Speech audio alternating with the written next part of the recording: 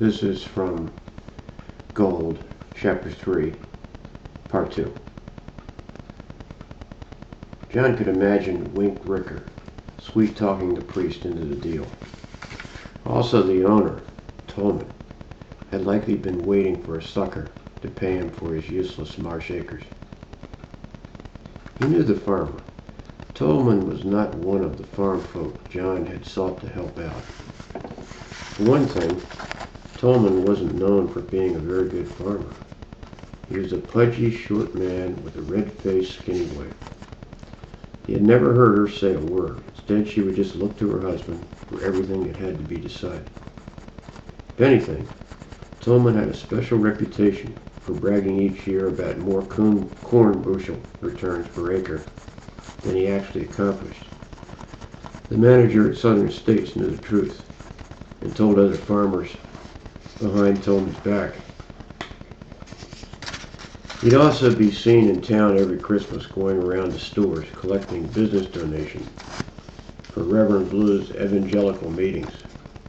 He and his wife would approach the stores together, appearing to the ignorant as a Christian and reverent family. The rumor was that the two of them then took a sizable cut out of every donation before the Reverend ever saw the money. It was a small-town shakedown. Reverend Blue was known for damning anyone as a sinner, and a gift to Tolman was made to keep the fanatical preacher from coming in the store and ruining holiday business. He checked the box again, and this time noticed 5 more of the little yellow metal rectangles, like the ones Steve had picked up from the ruins of Father Tom's altar. He held them and noticed they also had the same engraving. "Another $250, he mumbled. When John walked out of the bank into the sunlight, he met Chief Robert Stiles, head of the town police. The chief was sitting in his red and white cruiser, just outside the bank entrance. He motioned to John to come over to his car, where the passenger side window was open. "What do you want to tell me about the monastery fire?" the chief asked in his fast, detective voice, honed on Baltimore street patrols during his early police days. "I don't understand," John said. He thought the chief probably already knew the monks had been murdered. He hoped he didn't know about the money. "Tell me what you were doing up at the monastery yesterday." "Nothing to tell," answered John. He wanted to see Father Phillips first and plan how the parish would handle the police. Stiles was a well-built older man, dressed in the Confederate gray uniform of his office. Stiles never talked about it, but everyone in River Sunday knew the story of how this man had sneaked up on 3 drug smugglers a couple of years ago, in the middle of the night, on a backcountry creek, armed with nothing more than his old Baltimore police issue Colt .38 revolver, and had taken the criminals prisoner, they armed with the latest Heckler and Koch machine guns, and all without firing a shot. He had received a commendation for his intelligent, careful, and tough police work from the governor of the state of Maryland for that exploit. The chief leaned forward as he asked, "State police told me you were there. They also determined that the old monks were killed and the fire was set to cover up.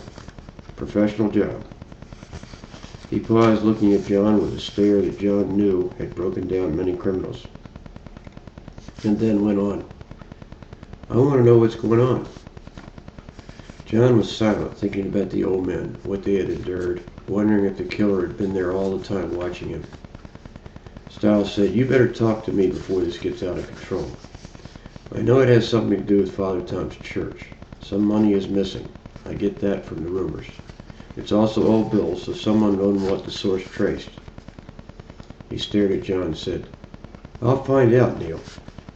John nodded and sat back in the passenger seat. The chief drove into the lane of traffic heading towards John's office. After a few minutes, he again knew what he had to do. He turned to the chief and told him about the call that Father Philip had received.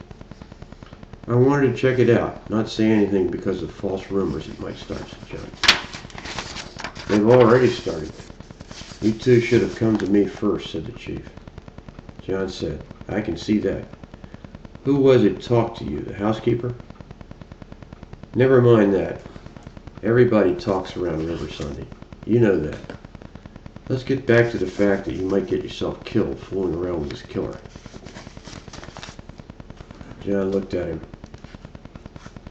Maybe the chief thought he was guilty of something. The chief continued. I figure this killer knew something about that money, knew it a while ago, and it has been waiting. Maybe you did too, that's all I'm saying. You being a lawyer, I don't expect you to say nothing. Believe me though, it's a lot of money for this little town. If I could get out the source of the money, maybe I'd get some clues. Something to stop this guy before he hurts someone else. Chief, I was surprised as anyone. You think Father Tom's death was suspicious because of all the money?